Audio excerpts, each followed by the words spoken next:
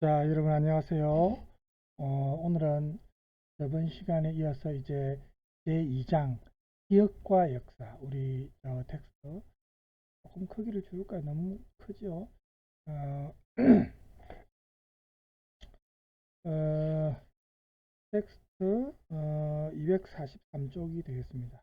기억과 역사, 기억과 망각의 역사, 한국사회와 기억 이렇게 되어 있는데 이 부분을 이제 오늘 이제 할 예정인데 우리가 이제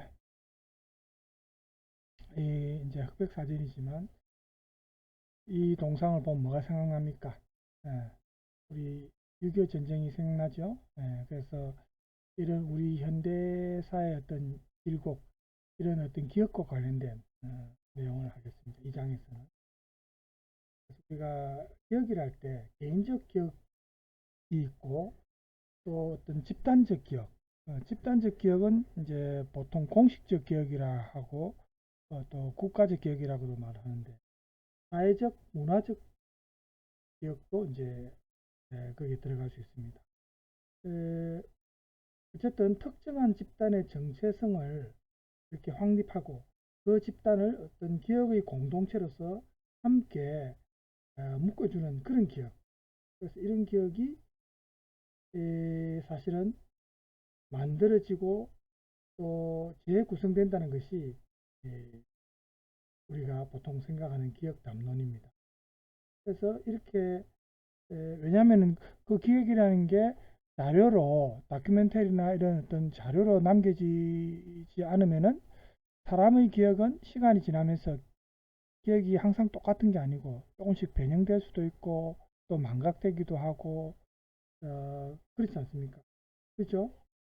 그래서 이런 국가적 공식적 기억은 항상 기록으로 남겨두어야 나중에 에, 그 기억이 좀 더 선명해지고 우리가 그 기억을 잊지 않기 위해서라도 필요한 작업입니다. 그래서 이렇게 기억 담론과 관련해서 어, 무엇을 어떻게 누구를 위해 기억해야 하는가 이런 문제도 우리가 생각해 볼 필요가 있고 또 어떤 걸 우리가 역사적으로 기억을 해야 되고 어떤 거는 뭐꼭 기억할 필요 없고 망각해도 상관없는지 이런 것을 결정할 수 있는 역사 정책이나 그리고 이 기억 문화라는 것이 이런 기억 담론을 유발한 처음 시작한 게 서구권이거든요. 서구권뿐만 아니고 우리나라에서도 그리고 6.25 전쟁이나 또 일제치하라든지 이런 많은 우리가 힘든 역사를 현대 역사에서도 많은 힘든 과정을 겪었지 않습니까? 그래서 우리가 또 이제 앞으로 할 1장에서는 얀 아스만의 기억 이론과 관련된 기억의 의미에 대한 내용 이런 게 이제 나올 것이고 집단적 정체성을 갖고 있는 문화적 기억 여기에 대한 내용이 좀 나옵니다. 그리고 나머지 두 편의 글에서는 기억과 역사의 관계를 설명하는 글이 나오고 그 다음에 2절에 가면은 우리 한국 사회와 기억의 문제를 다루는 글이 두 편 나옵니다. 두 편이 뭐냐면 용산 전쟁기념관 참관기라는 형식의 전쟁 기억의 문제를 비판적으로 다루고 있는 글이 있고 그 다음에는 국가 권력에 의해 침묵을 강요당해온 우리 한국 전쟁 시기의 민간인 학살 문제 여기에 대한 글 이렇게 지금 나오고 있습니다. 그래서 우리가 저번 시간에도 얘기했지만 우리가 이 제한된 학기 내에 제한된 시간을 우리가 잘 활용을 해야 되기 때문에 지금 이 텍스트 이 교재가 상당히 분량이 많거든요. 책이 두껍습니다. 다 다룰 수는 없습니다. 우리가 필요한 부분만 다뤄야 되는데 여기서는 문화적 기억이란 무엇인가 뭐 이런 기억에 대한 어떤 개념 설명 이런 부분은 여러분이 읽어보시기 바랍니다. 아무래도 우리는 직접적으로 우리 한국의 기억과 관련된 부분이 좀 더 중요하다고 볼 수 아니겠습니까? 그죠? 그런 개념적인 내용 넘어가시고 어,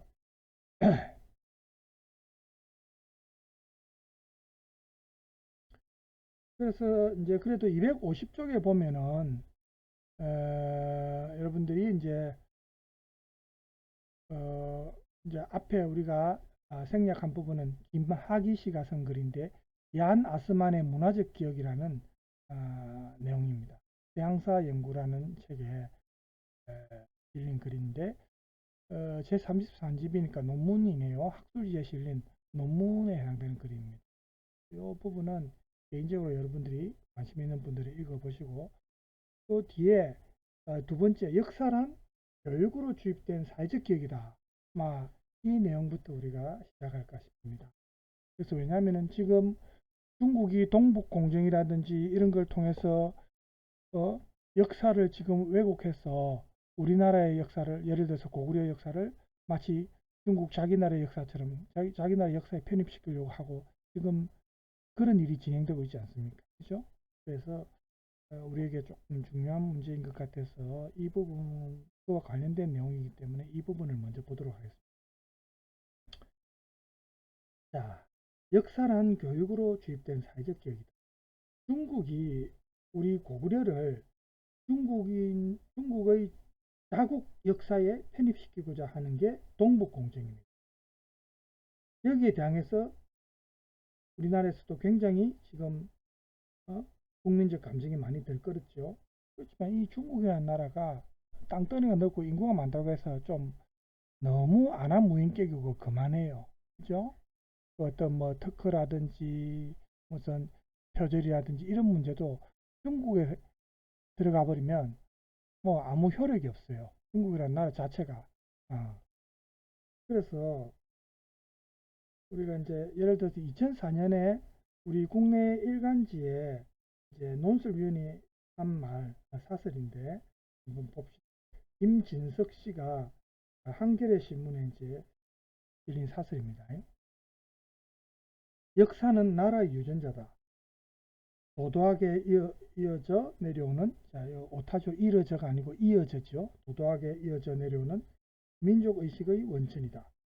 그래서 오늘의 삶의 밑바탕을 이루고 어려움을 헤쳐나가는 바탕이 된다.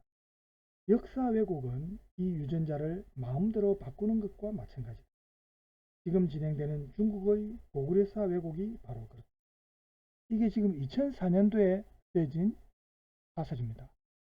지금 우리가 22년도 지금 지나고 있는 시점이고 이제 2023년인데 앞으로 다가오고 지금 2004년도에 벌써 이러한 문제가 불거졌습니다. 그럼 지금까지 얼마나 많이 지금 진행되고 있겠습니까? 그죠?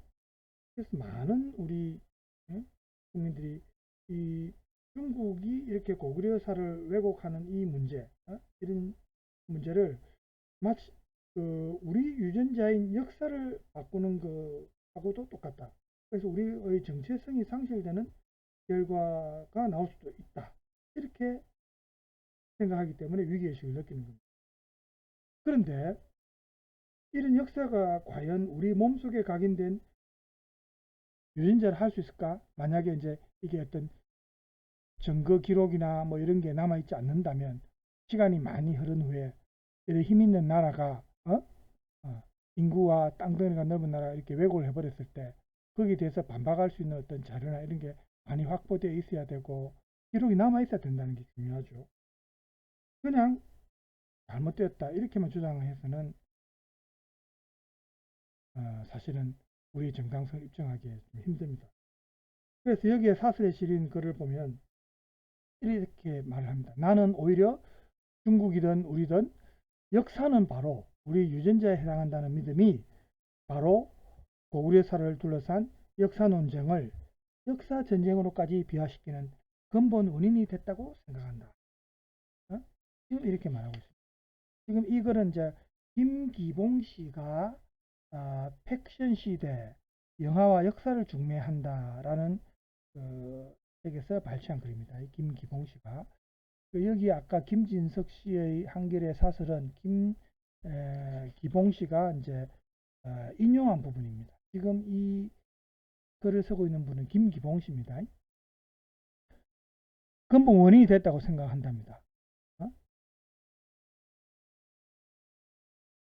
그러니까 중국이든 우리든 역사가 바로 우리 유전자에 해당한다. 이렇게 믿는 게 바로 고구려사를 둘러싼 역사 논쟁을 역사 전쟁으로까지 비화시키는 근본 원인이 됐다고 생각한다. 이렇게 말을 했어요.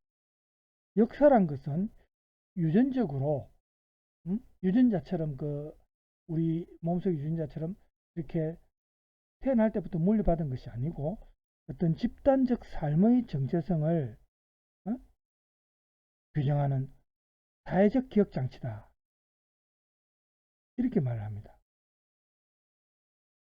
기억이란 유전자 정보로 주어지는 것이 아니라 현재도 여전히 남아있는 과거의 잔상들이거나 과거의 잔재, 남아있는 모습 형태란 말이죠. 과거의 잔상들이거나 그것들을 임의적으로 조합해서 재구성한 것이다. 나라는 개인의 정체성을 형성하는 것이 기억이라면 우리의 집단적 정체성을 규정하는 것은 역사다. 기억상실증에 걸리면 자기가 누구인지조차 모르게 되는 것처럼 한민족이 자기 역사를 빼앗기면 진채호나 박은식이 말한 것처럼 국가의 홍구와 정신을 잃는 것과 마찬가지다. 역사란 나의 기억이 아니라 우리의 기억이다.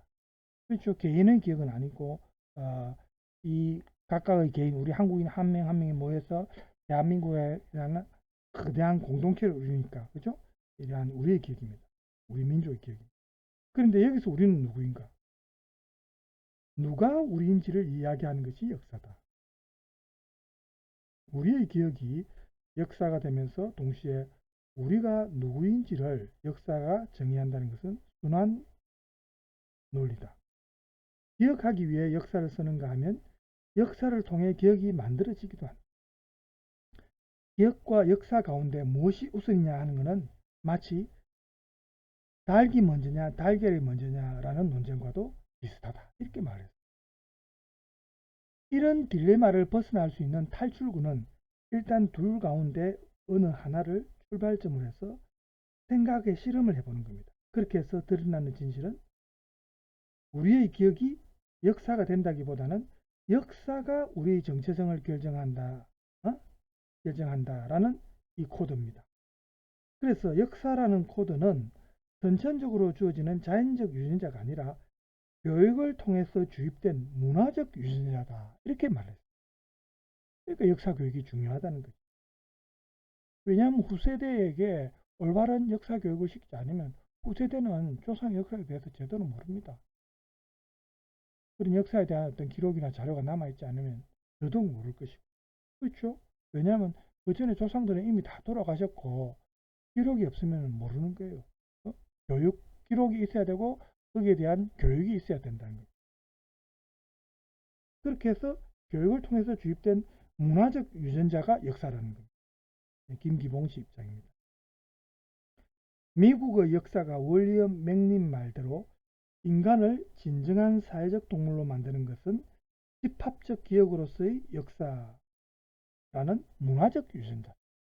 이렇게 말해요. 그렇다면 역사학에서 문제는 사회적 기억으로서 문화적 유전자를 누가 어떤 식으로 조합하고 구성하여서 교육을 통해 후손에게 물려줄 것인가 라는 점입니다. 조지 오웰이 1984년이라는 책에서 썼듯이 여기 나오는 말을 보세요. 현재를 지배하는 자가 과거를 지배하고 과거를 지배하는 자가 미래를 지배한다. 이 1984년에 나오는 유명한 문구. 한 사회 내에서 또는 국제관계에서 어느 한 집단이거나 특정 국가가 현재와 미래의 지배자가 되려고 할 때 1차적으로 날조하는 것이 역사라는 거예요. 이게 이제 1984년 저서에서 조지 오웰이 한 말. 역사를 날조하고 왜곡하면은 그 나라 국민들은 그 날조하고 왜곡된 역사를 자기 나라 역사라고 믿는 거예요.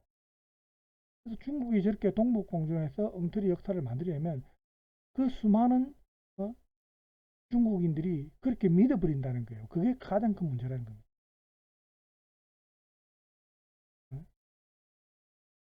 우리도 요즘에 다행히도 글로벌 사회가 되고 또 유튜브라든지 여러 어떤 뭐 플랫폼이든 여러 인터넷 그 매체를 통해서 우리가 알릴 수 있고 역사를 또 진실을 바로 알릴 수 있는 그런 수단과 방법이 많이 있습니다. 옛날 같았으면 이 참 힘들었어요. 그런데 지금은 그런 수단과 방법이 많기 때문에 우리가 역사를 바로잡고 그런 어떤 올바른 역사를 또 알리고 뭐 한류 스타를 이용해도 더 좋고요. 관심 있는 사람들이 또 나서면 더 좋고요. 그죠? 또 그런 영상을 만들어서 유튜브에 올릴 수도 있고. 어쨌든 바로 잡아야 됩니다. 중국이라는 음물한 개구리식으로 뭐 아무리 땅이 있고 인구가 많다 하더라도 뭐 인도도 얼마나 인구가 많습니까? 중국 못지않게 많죠. 인도 사람들이라도 역사를 제대로 알고 나머지 전 세계 사람들이 제대로 알면 우리가 승리하는 겁니다. 그렇죠? 그래서 이런 역사의 이데올로기적 기능에 대해서 팔레스타인 출신의 에드워드 사이드 유명하죠. 이 에드워드 사이드 문명 비판론자라고도 하는데 이 학자가 한 말을 한번 봅시다. 이 세상의 이상한 지역들에 대해 탐험가들과 소설가들이 하는 말의 핵심에는 언제나 이야기하기가 있다. 내레이션이 있다면 이 이야기하기는 또한 식민지인들이 자신들의 정체성을 주장하고 자신들의 역사의 존재를 주장하는 방법이 되기도 한다. 제국주의의 주요 전투는 물론 땅을 놓고 일어난다. 그러나 누가 그 땅을 소유하고 누가 거기 정착해서 경작할 수 있는가? 그리고 누가 그것을 지속시키며 탈환하며 미래를 계획할 수 있는가 하는 문제가 되면 그것들이 반영되고 논의되며 일시적으로나마 결정되는 것은 바로 내러티브 속에서 있다. 이 이야기하기라는 게 중요하다는 겁니다. 그죠? 이렇게 만들어진 내러티브. 우리 요즘 스토리텔링 많은 관심을 받고 있죠. 비슷한 맥락에서 우리가 이해할 수 있는 겁니다. 이렇게 만들어진 내러티브, 곧 역사에 따라서 우리의 정체성이 규정되고 우리의 삶의 방향이 결정될 때 그것이 바로 우리가 사는 매트릭스. 우리가 매트릭스라는 영화를 봐서 알겠지만 우리가 만약에 매트릭스라는 그런 거대한 공간 안에 있다고 합시다. 그러면 이게 바로 이렇게 만들어진 내러티브, 즉 역사죠. 이 역사에 따라서 우리의 정체성도 결정되고 우리의 삶의 방향도 결정될 때 이게 바로 우리의 매트릭스라는 겁니다. 한국의 역사, 중국의 역사, 일본의 역사, 이런 각각의 그 나라의 국사는 그 국가의 역사는 해당 나라에 사는 국민들의 삶을 지배하는 매트릭스입니다. 그 매트릭스가 나는 누구인지의 정체성과 무엇을 위해 살아야 하는지의 삶의 목표를 주입한다는 것. 따라서 지금 우리가 살고 있는 현실이 과연 실제인지, 우리가 매트리스 속에 살고 있는지를 실제인지 아니면 매트릭스 속에 살고 있는지를 성찰하게 하는 그렇게 확고하게 만드는 그런 영화, 매트릭스라는 영화를 보면 키아누 리브스 나오는 그 영화 있죠. 이 매트릭스가 우리에게는 역사란 무엇인가에 대한 근본적인 문제를 제기해 준다. 이렇게 김기봉 씨가 팩션 시대 역사와 영화와 역사를 중매한다라는 글에서 말해요.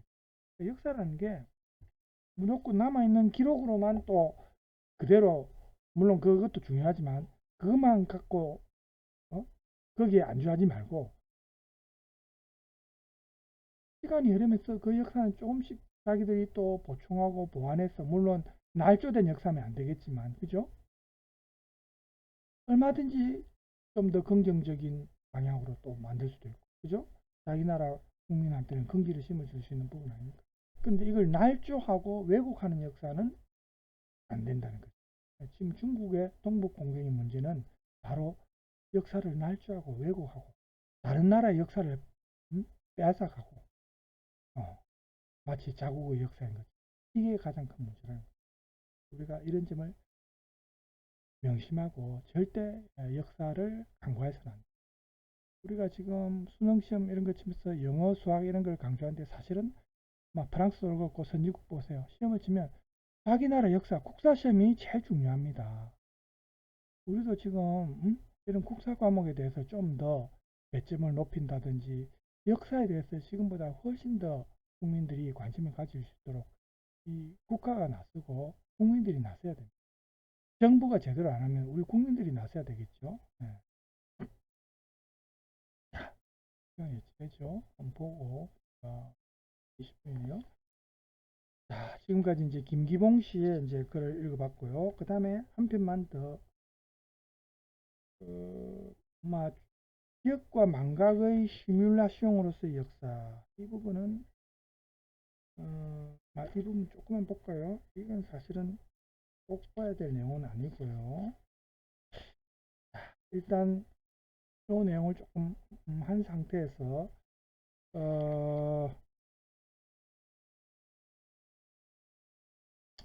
뒤에 여러분이 생각해야 될 학습 길라잡이를 조금 보겠습니다. 255쪽에 한번 봐보세요. 255쪽에 보면은 학습 길라잡이라고 있습니다. 자, 3번, 4번을 보세요. 3번. 역사가 교육으로 주입된 사회적 기억이라는 말은 무슨 의미인가? 그 다음 4번. 역사가 기억된 과거라고 한다면 망각된 기억이 문제된다. 아래로부터의 역사가 요청하는 역사의 민주화란 무엇을 의미하는가?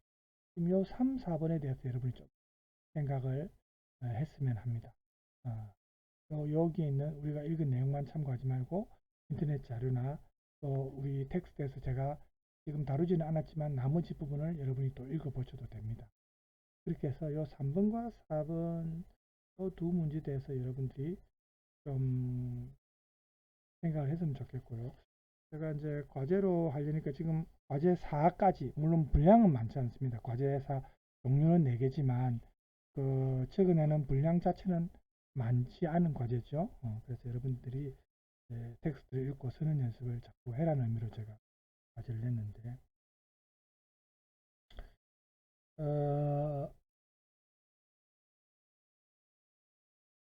3번 정도는 여러분이 좀 생각을 해봐야 안 되겠습니까? 그죠? 역사가 교육으로 주입된 사회적 기억이라는 말은 무슨 의미인가? 3번에 대해서 좀 생각을 하고 이거를 이제 지금 제가 과제 4까지 냈고 이건 과제로 내지는 않겠습니다. 뒤에 또 과제로 내야 될 부분이 있으니까 너무 많으면 안 되고요. 3번 여러분 주목하시고 그 다음에 오늘은 저번 시간에 제가 틀어드리지 못한 논리적 글쓰기, 즉 조금 글쓰기에 여러분들이 아직 익숙지 않으니까 거기에 관해서 준비한 영상이 있는데 그 영상을 조금 보고 오늘은 마치고 다음 시간에 또 텍스트 다른 내용으로 하겠습니다. 쉽게 잘 쓸 수 있는 6가지 글쓰기 비법이라는 제목으로 이야기를 나눠보도록 하겠습니다. 우선 글쓰기의 혜택에 대해서 간단하게 알아보면요, 크게 2가지가 있습니다. 하나는 소통적인 측면이고요, 다른 하나는 공감적인 측면입니다. 아무래도 글을 쓰면은요, 지식과 생각이 정확하고 깊어지죠. 내가 읽은 것이 무엇인지를 표현을 해야 되니까요. 그래서 이 말과 글쓰기는 대표적인 아웃풋이라고 할 수가 있습니다. 그리고 이 둘 중 하나를 못하는 리더는 거의 없죠. 그리고 이렇게 소통을 정확하고 깊게 할 수가 있다면은 자연스럽게 내가 속한 일, 업무 영역에서 그 능력이 향상될 수밖에 없겠죠. 그래서 이 글쓰기만큼 공통의 능력도 없는 것 같습니다. 2번째는 공감 능력이 향상된다는 거예요. 아웃풋으로 글쓰기를 하게 되면 요즘은 이제 SNS 개인 소셜미디어 시대죠. SNS를 통해 하게 되면은 독자가 생기게 되죠. 그분들이 나의 글을 읽고 공감을 표하게 되고 그렇게 교류를 하게 되면서 공감 능력이 생겨나게 된다는 거예요. 만약 내가 글쓰기를 SNS를 통해서 하지 못한다면은 일일이 그 사람을 만나서 구두 전달을 해야 되겠죠.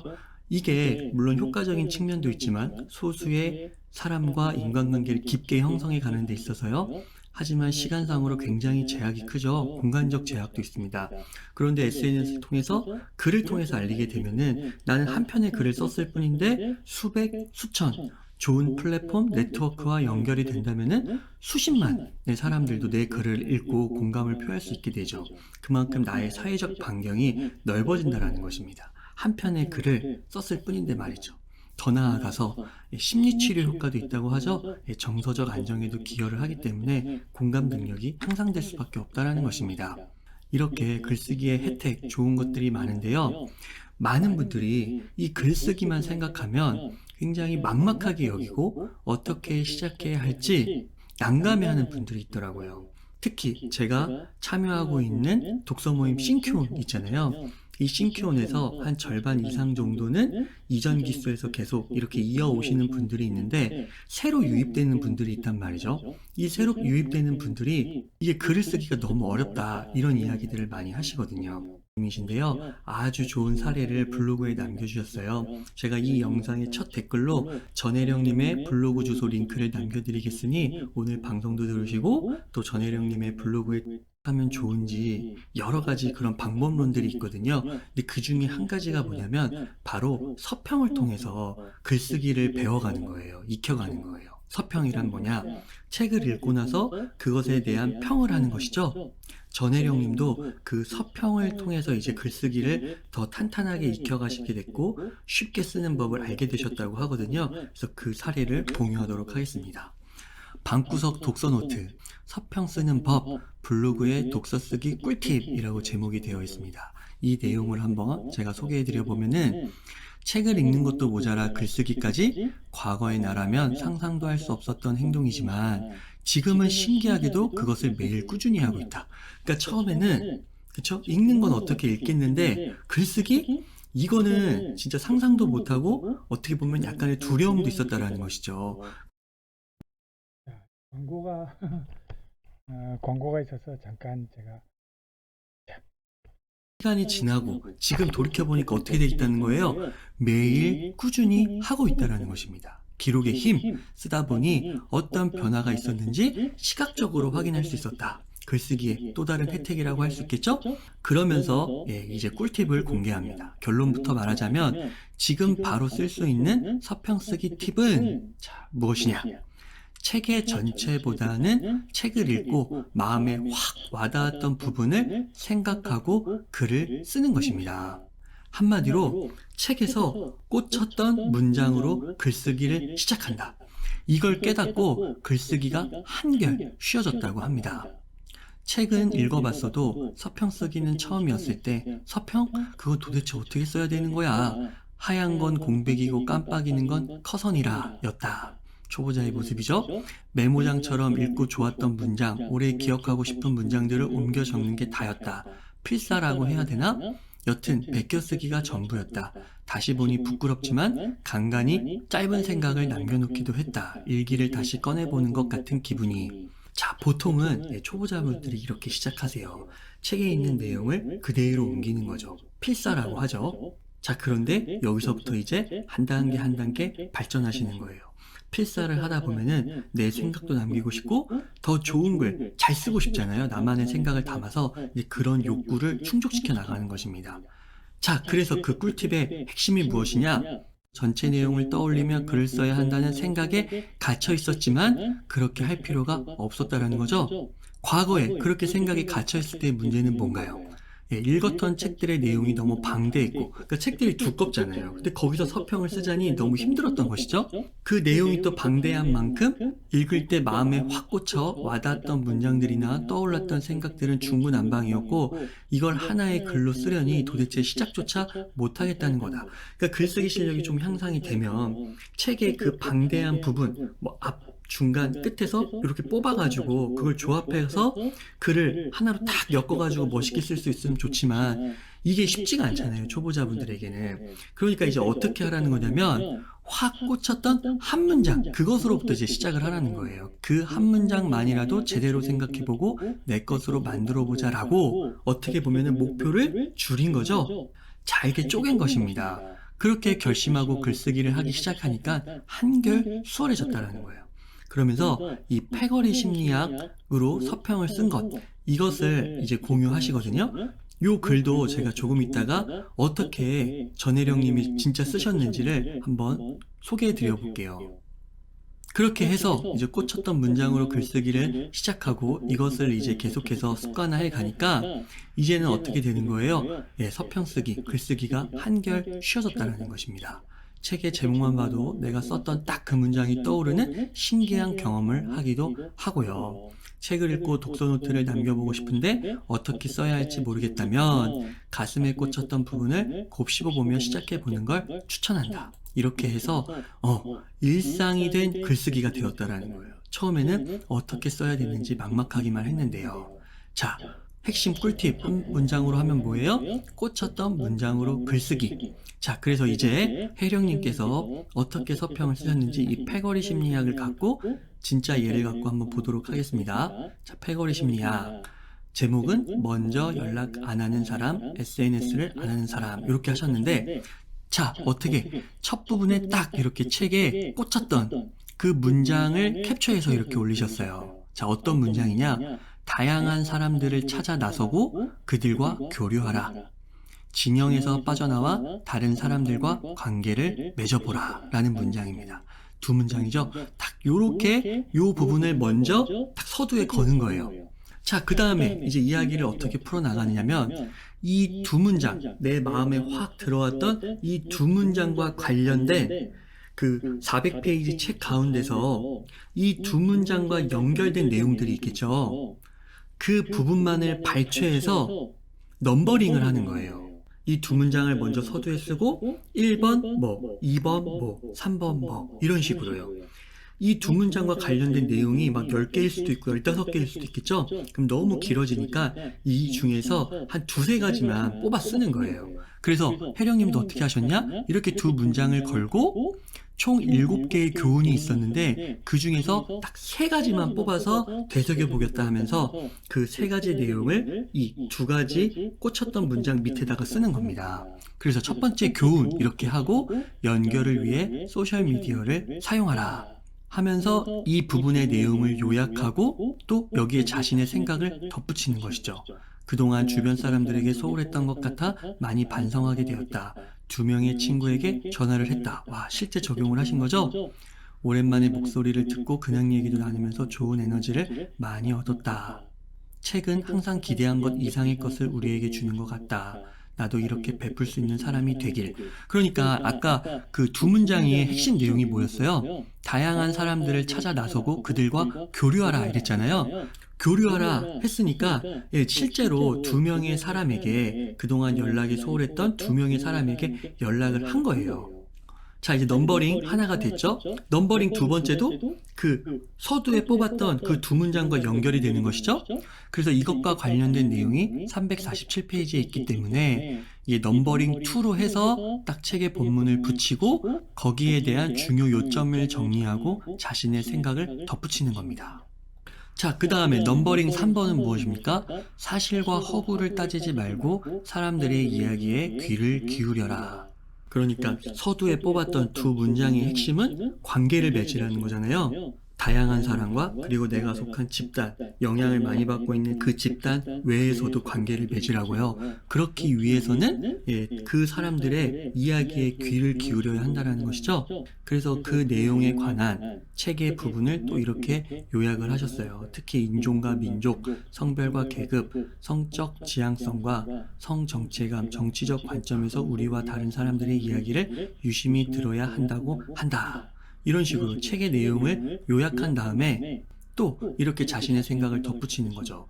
우물한 개구리가 되고 싶지는 않은데 좀 더 다양한 것에 궁금증을 가지고 새로운 경험들을 찾아 나서는 능동적인 내가 되기를 다짐하면서 이미 나와는 다른 경험을 한 주변 사람들의 이야기도 주의 깊게 귀담아 들어야겠다.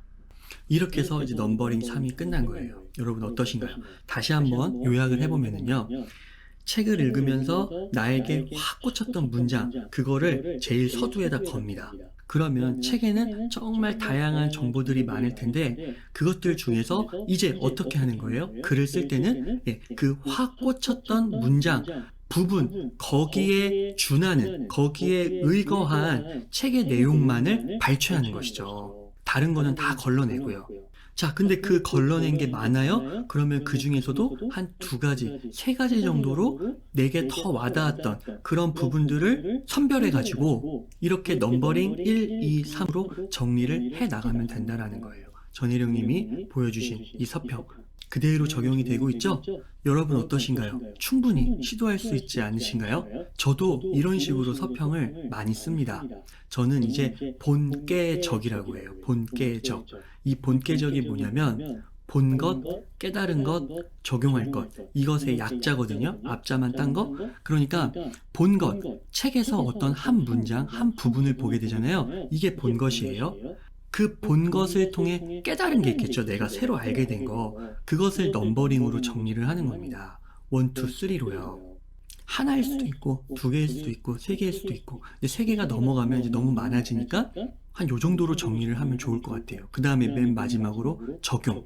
각 깨달은 거, 넘버링마다 그 글의 뒷부분에, 마지막 부분에 적용 부분을 써줘도 되고, 아예 깨달은 거, 그거를 먼저 다 정리를 한 다음에 글의 마지막에 한 번에 이 적용 부분을 써도 되고요. 그것은 자유입니다. 그래서 이런 틀을 갖고 글을 쓸 수가 있다는 것이죠.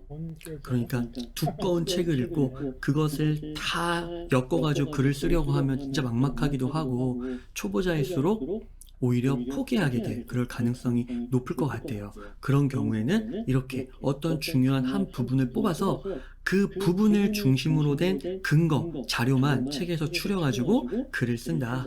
이렇게 생각하시면 되겠습니다. 자, 이렇게 해서 초보자가, 초심자가 접근하기 쉬운 이런 글쓰기, 서평 쓰는 법을 여러분들께 소개를 해드렸는데요. 여기에서 이제 한 발 더 나아가서 고수들이 권하는 그런 글을 잘 쓰는 비법을 빠르게 소개해 드린 다음에 오늘 방송을 마치도록 하겠습니다. 일치월장에 나오는 내용인데요. 이 책에 나온 것은 9가지 팁이 있는데 이 중에서 스토리 활용, 피해야 할 지식의 저주 이런 부분들이 있는데 이런 것들은 제가 볼 때 초보자에게는 조금 어려운 내용이라 과감하게 뺐습니다. 구글과 대한민국이 만나 유튜브가 선전이 뭐 옛날보다 좀 많아진 것 같아요. 물론 유튜브도 먹고 살아야 되고 수익 창출해야 되니까 그렇지만 좀 제가 유튜브 자료로 동영상 활용할 때 좀 걸리거리 6가지로 축약을 했거든요. 그 6가지를 한번 소개해 드려 보도록 할게요. 첫 번째는요, 글을 잘 쓰기 위해서는 일단 쓰셔야 돼요. 그것도 꾸준히요. 내가 수영을 배우고 싶은데 책만 봐서는 안 되겠죠. 일단 써야 됩니다. 그것이 필사, 베껴쓰기든 그대로 옮기는 것든 상관이 없어요. 그렇게 하면서 내가 더 잘 쓰고 싶다는 그런 욕구가 생기고 충족시키려고 하는 또 다른 노력들이 뒷받침되는 거예요. 알랭드 보통이 말했어요. 가능하면 글을 매일 쓰려고 노력하라고요. 영감이 오길 기다린다면 글을 한 줄도 쓰지 못할 것이라고요. 지금 이 말이 중요합니다. 그죠? 우리가 아무리 생각을 머릿속에 많이 하고 해도 그걸 글로 직접 쓰고 표현을 하지 않으면 이게 아무 소용이 없거든요. 그죠? 처음에 조금 쉽지 않겠지만 우리가 그래서 매일 일기 쓰는 사람들을 대단하다. 또 그렇게 일기 쓰는 사람들은 글쓰기 실력도 다 대체로 좀 좋아요. 왜? 매일 그 일기를 쓰니까 글을 매일 쓰기 때문에 자기도 모르게 글쓰기 실력이 향상이 되는 겁니다. 그래서 우리가 속된 말로 어쨌든 말보다는 행동, 실천이 중요하다는데 이 글쓰기도 마찬가지입니다. 그죠? 강원국 작가님은 글은 엉덩이로 쓰는 것이라고 했습니다. 또 어떤 작가는 최고의 비법은 그냥 쓰는 것이라고 했어요. 근데 쓰는 게 어렵잖아요. 그래서 초보자일수록 환경 설정이 필요하고 그러한 환경 설정으로서 이제 싱큐 이런 독서 모임들이 좋은 기회를 제공할 수가 있다는 것이죠. 자, 2번째 팁은요, 다독이에요. 요리를 만들려라도 재료가 있어야겠죠. 그러니까 글을 쓰더라도 뭔가 머리에 든 게 있어야 된다는 것입니다. 근데 이 다독이라는 개념도 책이 1권, 2권 쌓일 때 만들어지는 그런 단어, 정이라고 할 수 있거든요. 그러니까 내가 읽고 쓰고 이거를 계속해서 반복적으로 해야만 한다는 것입니다. 많이 읽을수록 재료를 많이 모아간다. 하지만 모아가기만 하면 안 되겠죠? 결국은 아무리 많은 땔감을 모아도 그것을 불에, 아궁이에 때워야 되는 거예요. 세 번째는 뭐냐? 어떻게보다 무엇이 더 중요하다라는 겁니다. 어떻게는 글을 쓰는 방법론이라고 할 수가 있고, 무엇은 글감이라고 할 수가 있거든요. 그런데 방법론은 글을 쓰다 보면은 자연스럽게 익혀지는 테크닉과 같은 것이고, 무엇보다 중요한 건 내가 잘 알고 있는 무엇, 곧 글감이 중요하다라는 거예요. 자연스럽게 2번과 연결이 되죠. 다독을 해야 그 글감이 생기는 것입니다. 그래서 내가 지금 이 순간 바로 글을 쓰고 싶은데 글감이 별로 없는 것 같아. 그러면 어떻게 하나요? 여기서 찾아보라는 거죠. 나의 직업 또는 전공 또는 관심사. 그래도 이런 것들은 축적된 세월이 있죠. 내가 다른 분야보다도 더 시간과 에너지를 들인 부분이란 말이죠. 거기서 글감을 찾고 시작하라는 것입니다. 이것도 별로 없는 것 같아요. 그러면 가장 쉽게 찾을 수 있는 글감의 소스를 고수들이 조언하고 있습니다. 그게 바로 뭐냐? 책이에요. 내가 지금 읽은 이 책, 여기서 바로 서평을 쓰라는 거죠. 그래서 전혜령님의 꿀팁이 연결되는 거예요. 내가 지금 읽고 있는 책에서 두 문장을 뽑아내기는 누구든지 할 수 있잖아요. 그 두 문장을 시작으로 글을 쓸 수는 있잖아요. 그래서 가장 쉽게 접근할 수 있다는 게 바로 서평이라는 것입니다. 네 번째 꿀팁은요, 자료를 모으라는 거예요. 여기서 자료 모으기가 자료를 어떻게 모으지? 또 이렇게 좀 심적 부담감을 느낄 수가 있는데 앞에서 다 말씀드렸던 내용입니다. 책에서 인상 깊었던, 마음에 확 와닿았던 두 문장을 뽑았죠? 그러면 그것과 관련된 자료를 내가 읽었던 책 300페이지, 400페이지 안에서 그 부분만, 그 부분의 자료만 추리면 되는 거예요. 그렇게 해서 넘버링으로 정리를 해 나가면 된다는 것입니다. 그래서 초보자는 제가 볼 때 그 양이 전체 글자 수가 한 1000자에서 2000자 정도만 돼도 훌륭한 것 같습니다. 이 정도면은 이제 아이비리그 에세이 수준이라고 하거든요. 그래서 서두에 확 와닿았던 문장 뽑고, 이 확 와닿은 문장과 관련된 자료를 넘버링으로 1, 2, 3로 정리하고 마무리 적용, 내 느낌, 감상, 달기 이러면 되는 거예요. 다섯 번째는 짧게 쓰라는 거예요. 여기서의 짧게는 글을 짧게 쓰라는 게 아니고요. 전체적인 분량. 이거는 한 1000자에서 2000자 정도 쓰시고 문장을 짧게 쓰라는 것입니다. 만연체로 쓰지 말고요.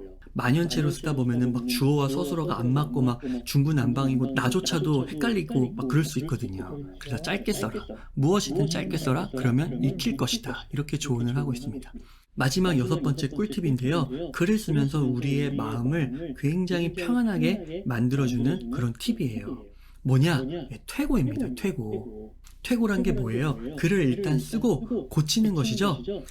우리가 글을 발행하기 전까지는 나만 본단 말이죠. 그러니까 그냥 막 쓰는 거예요. 자유연상 기법대로. 두 문장 와닿은 거 뽑고 그냥 막 써보는 거예요. 그 다음에 그 글을 처음부터 다시 읽어가면서 고치면 된다는 것입니다. 고수들은 조언합니다. 걸레를 빨아서 비단을 만들 수 있다. 해밍웨이는 이렇게 말했다고 해요. 모든 초고는 걸레다. 그러니까 그렇게 글을 잘 쓰는 해밍웨이조차도요, 처음에 글을 막 쓰면 그것은 걸레 정도 수준에 불과하다라는 것이죠.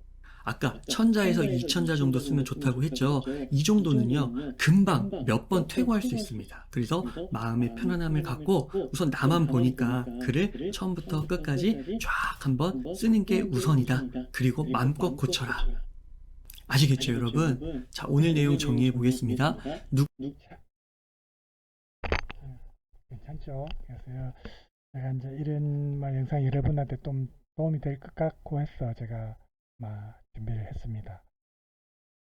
자, 그래서 오늘 우리 텍스트는 일단 263페이지까지 한 걸로 263페이지가 아니고 255페이지까지 한 겁니다. 다음 시간에는 한국 사회와 기억입니다. 그래서 우리가 한국 사회와 기억에서 이제 아무래도 역사적으로 6.25 전쟁 이런 부분은 우리 한국 현대사에서 중요한 어떤 변환점이 된 전쟁이니까 이와 관련해서 글이 지금 2개 나오는데 그 중에 하나 정도 읽어볼 예정입니다. 읽고 또 여러분이 거기에 대한 생각을 여러분이 과제로 제출할 수 있으면 이 부분에서는 제가 과제 하나를 출제할까 싶습니다. 자, 오늘 여러분 수고하셨고 다음 시간에 256쪽에부터 시작하겠습니다. 오늘 감사합니다.